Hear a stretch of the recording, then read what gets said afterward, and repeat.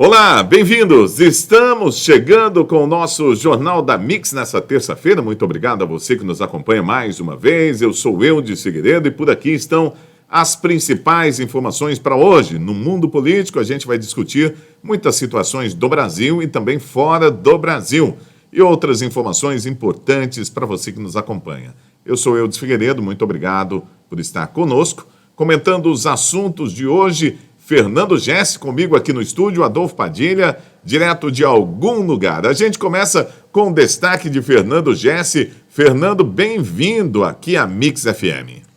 Bom dia, Eudes, bom dia a todas as pessoas que nos acompanham aqui pela Mix FM. Um grande abraço a todos vocês e uma excelente semana. O destaque não poderia ser outro, né? A vitória de Emmanuel Macron na França, vencendo ali Marine Le Pen. Lembrando que lá no passado o pai de Le Pen também já perdeu algumas eleições, inclusive para Jacques Chirac. Eu só espero que agora o Brasil reconheça essa vitória, parabenize Macron, nós estreitarmos aí as nossas relações internacionais com a França. Afinal, todo país, ainda mais a França, que é uma potência, é importante para nossas relações internacionais e também para a nossa economia. Muito bem, vamos lá para o destaque agora de Adolfo Padilha. Fala, Eudes, bom dia. Fala, pessoal da Mix FM aí, muito legal essa nova rádio, essa nova marca em Presidente Prudente, amigos aí, o Gessi. Olha, meu destaque é o escândalo, ou melhor, o escandaloso movimento que membros do STF fazem para querer polemizar a questão eleitoral esse ano.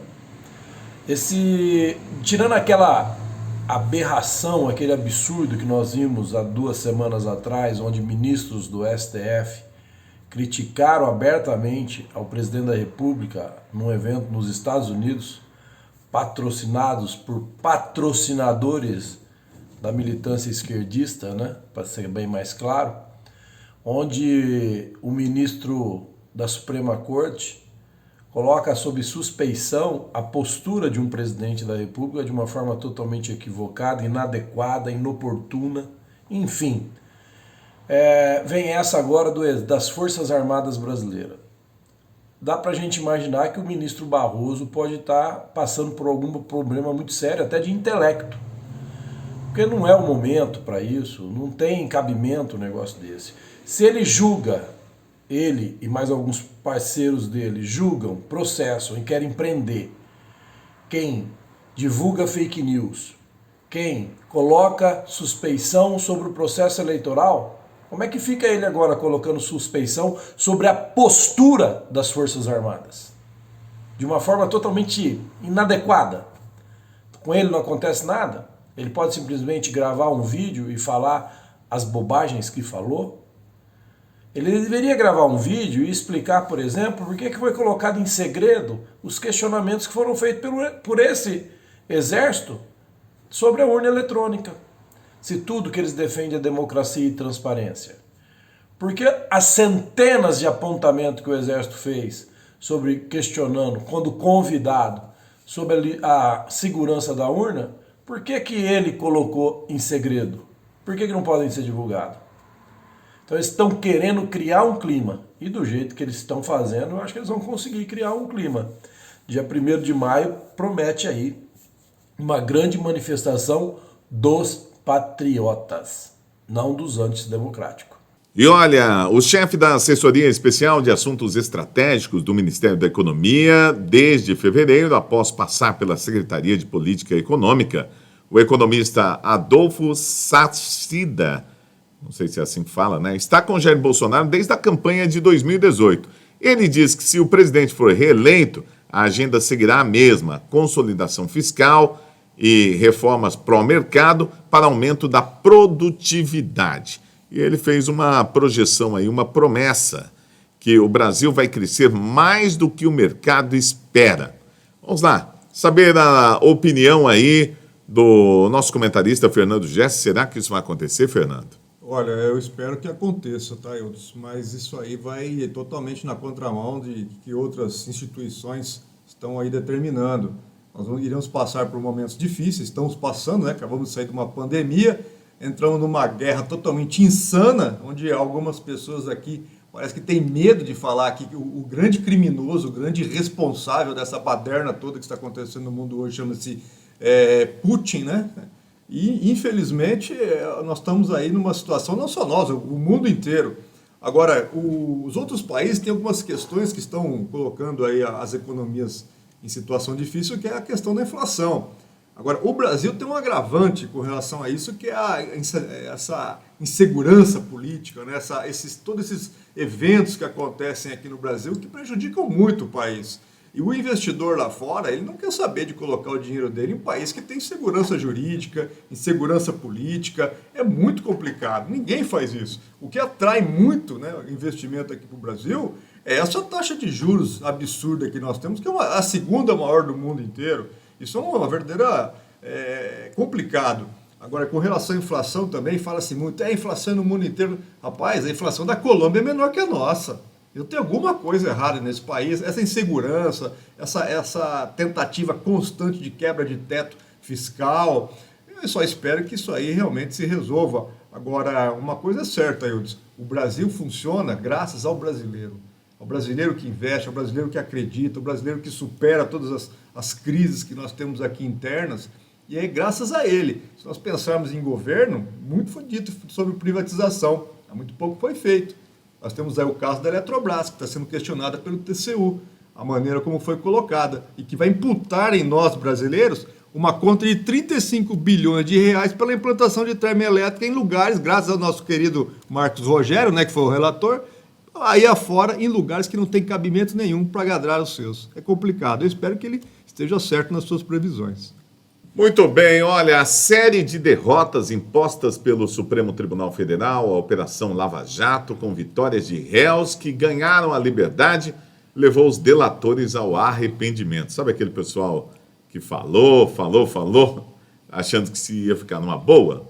Pois é, ficaram mal ali com seus amigos e agora perderam dinheiro, devolveram o dinheiro e agora eles cogitam pedir uma anulação de ações penais, além de colocar em xeque os acordos celebrados na Justiça. Na visão de especialistas em direito penal, se os colaboradores obtiverem êxito, há uma brecha para devolução de multas já pagas. Olha, esse parece o pior dos cenários, mas será que pode acontecer? Fernando Gessi. Caso isso venha a acontecer, acho que é melhor nós fecharmos a porta desse país aqui, mudarmos o nome, fazermos alguma coisa, ou termos uma revolução aqui dentro, um levante, alguma coisa tem que acontecer nesse país. Eu sempre disse lá no passado que aquela decisão daquele grupo dos 5 do STF com relação à soltura do Lula, a descondenação do Lula, né, vamos dizer assim, por um fato que é verdadeiramente absurdo. Já veja bem, você pode revogar uma determinação judicial em alguma das instâncias, mas desde que ela tenha uma substância no objeto, né, no fato. O Lula foi descondenado porque determinaram que o foro de Curitiba não era o foro correto, deveria ser o foro de São Paulo ou o foro de Brasília. O resultado de tudo isso, essas delações todas, a pessoa chegar lá e falar, não, realmente, eu ajudei, eu corroborei com uma situação de corrupção dentro do país, eu meti a mão, sim, dentro do dinheiro, e essa dinheirama toda foi para alimentar os partidos do dito ali, aquele conluio desgraçado que aconteceu aqui no Brasil, que foi uma roubalheira institucionalizada. Agora, a pessoa que ele é réu confessa. Como que uma pessoa que é réu confessa vai chegar ali e falar, olha, é o seguinte, eu quero desconfessar o que eu confessei e eu quero o dinheiro todo que eu paguei de volta. Bom, na cabeça de algumas pessoas perturbadas desse país, a Lava Jato destruiu o país. Pra vocês verem onde é que nós chegamos. Nós perdemos aqui o bom senso em algumas situações que geram esse tipo de fato. Agora, eu acabei de falar aqui. Você acha que um investidor internacional vai pensar o que do nosso país se uma situação dessa vier a acontecer? Agora, isso também deve-se muito ao Procurador-Geral da República que o presidente colocou lá, que infelizmente sempre foi contra a Lava Jato. Então é aquilo que eu falo. Muitas das coisas que foram prometidas em campanha, infelizmente, foram deixadas na campanha e não foram colocadas em prática. Infelizmente, situações como essa, denegrirem aí a imagem do Brasil, é uma verdadeira vergonha. Isso é aquele inexplicável, né? O STF tem isso na conta dele, mais uma. explicar como é que eles conseguiram liberar o Lula, né? Aliás, não precisa de explicação, são suprapoderosos, ninguém tem coragem de questioná-los, principalmente esse Senado acovardado, que não toma uma posição legal para questionar posicionamentos de alguns ministros do STF. Ainda, vamos ver, tem que devolver dinheiro para o Lula. Porque os delatores, o que eles têm a sensação, e qualquer um na posição deles também teria, que só eles pagaram a pena. Né? Os bandidos que pegaram dinheiro, aqueles que se beneficiaram do dinheiro público, estão soltos. A maioria estão sendo liberados devido ao posicionamento militante do STF sobre o julgamento da Lava Jato, né? Infelizmente, devido ao posicionamento absurdo de entendimento para fazer o descondenamento do Lula, o amigo de todos, porque é a impressão que a gente tem. Então é difícil, é complicado. Com tudo isso acontecendo, recai aonde eu falei na minha abertura. Se você fizer uma pesquisa hoje, a população não confia no STF. Isso não é bom, isso não é legal. Agora, isso é perigo para a democracia? Não, porque a instituição é sólida. O conceito da existência da instituição é válido. A população não confia em alguns membros que estão lá, indicados politicamente, que demonstram, com suas atitudes, atos e decisões, que é difícil a gente confiar. É difícil o país ter uma segurança jurídica com uma Suprema Corte que permite rasgar e mudar a Constituição, criar jurisprudências de coisas que nós não aprendemos na faculdade. Esse é o grande risco para a nossa democracia. E não a população não acreditar no STF.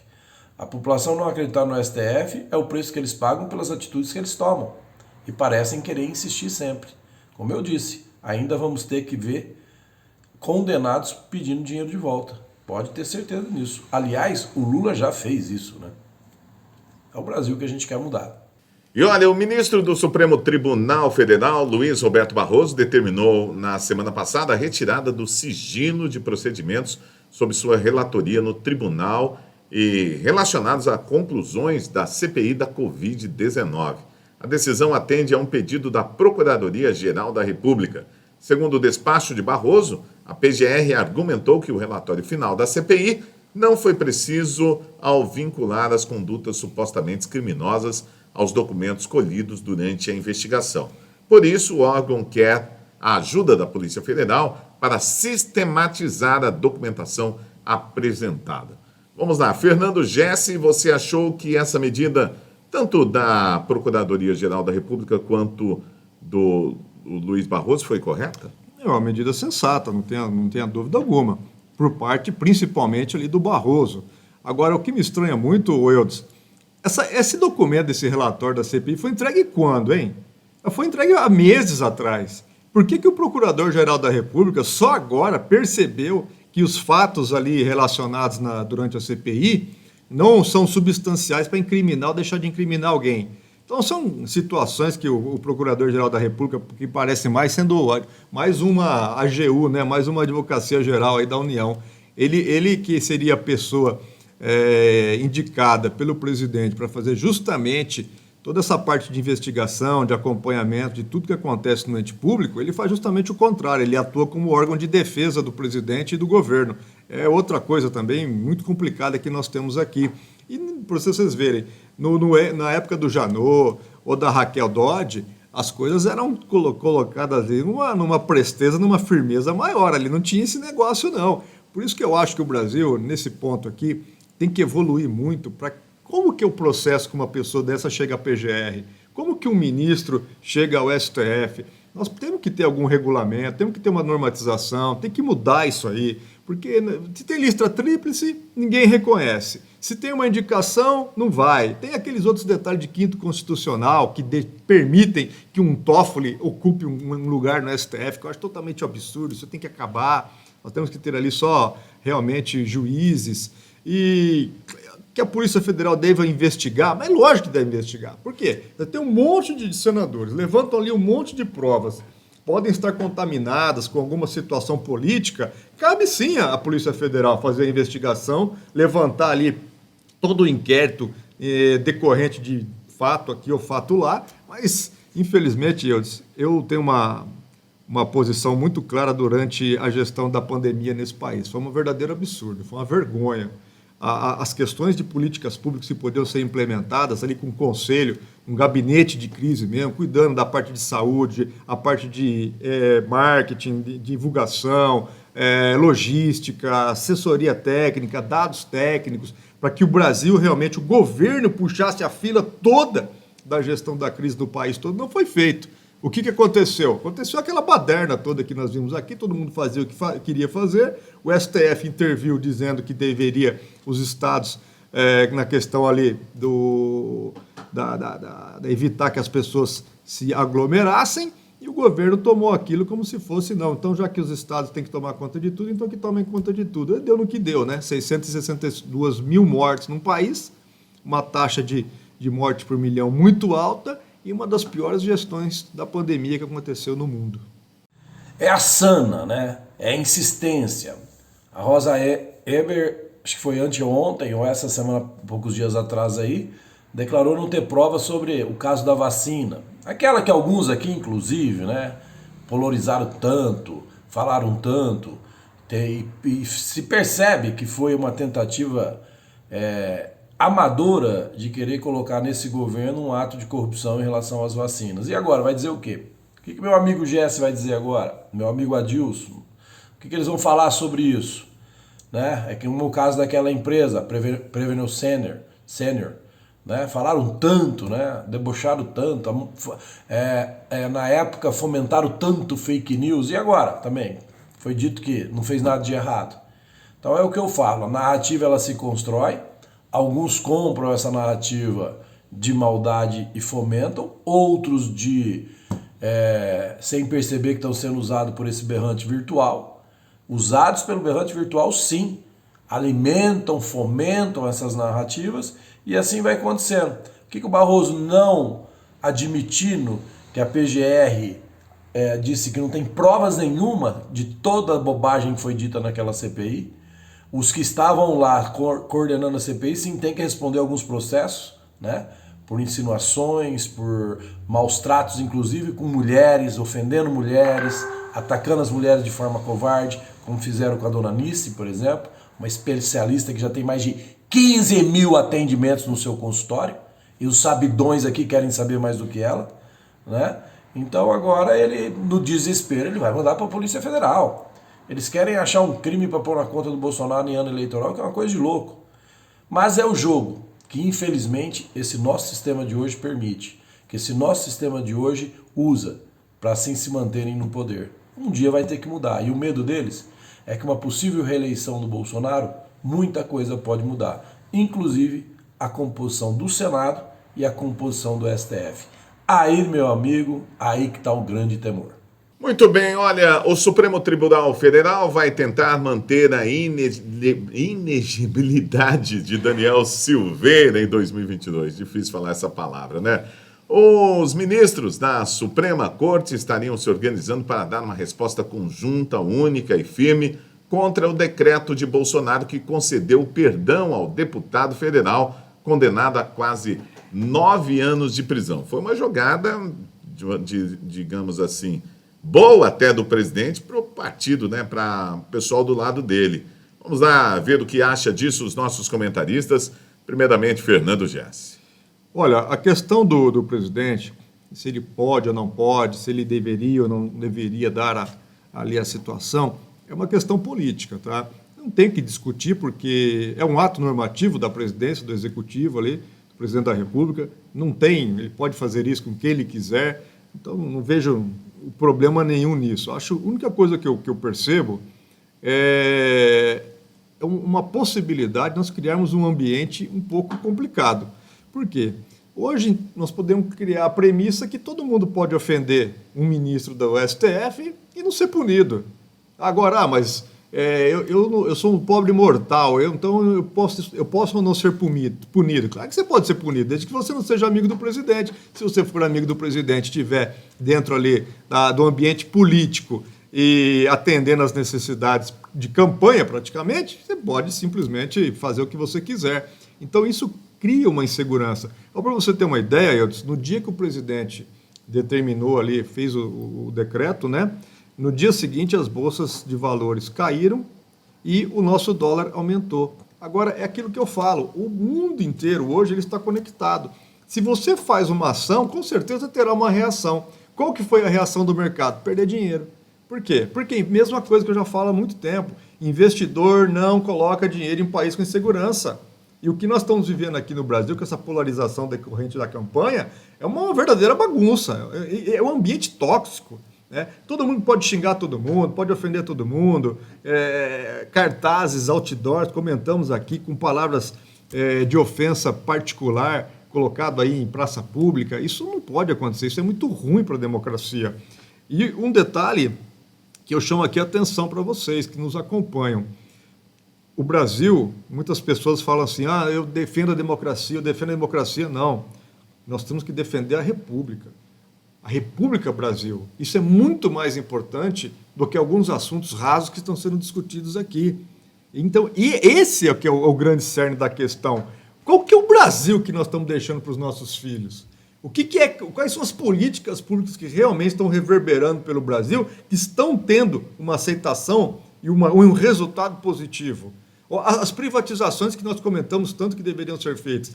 Eu sou da seguinte opinião: governo não administra empresa, governo administra impostos. E a quebra dos monopólios que nós temos aqui? É isso que o brasileiro quer saber, porque isso reverbera em nossas vidas. Agora vai soltar o cara é um...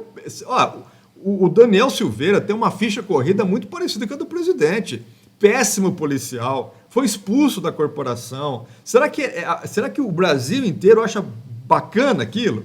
Xingar uma pessoa, ofender uma pessoa e depois vai lá e dá um indulto para o cara? Agora, quanto aos direitos políticos dele, eu acho que serão cassados sim, com certeza. Ele não terá ali, pelo benefício, a pena. Agora, os problemas ali da condenação dele, com certeza, não serão revertidos, não. Olha, nesse caso, o STF perdeu a linha, o carretel, a pipa, perdeu tudo. Não tem o que ser feito, né? Os próprios ministros que estão no centro desse absurdo, dessa condenação sobre o processo do deputado Daniel, eles mesmos foram a favor, dizendo bem claro pouco tempo atrás aí, que a decisão é do presidente, prerrogativa do presidente, e nada eles podem fazer para mudar o indulto, nenhuma coisa pode ser feita.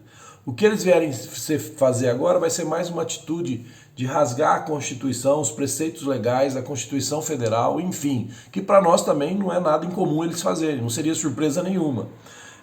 O que me chama a atenção mais uma vez, a gente tem que falar aqui, o Eudes e Jéssica, que é mais uma vez o Supremo sendo balcão de atendimento do Partido Sustentabilidade, do Partido PDT, enfim, desses partidos que têm o STF como uma bancada de advogado próprio. Eu digo sempre aqui, a gente fala com tanto assunto importante para resolver no país, né? Tanta gente esperando julgamentos que realmente fazem a diferença na vida das pessoas, e eles se concentram em tentar procurar ou atrapalhar o processo eleitoral criando factoides.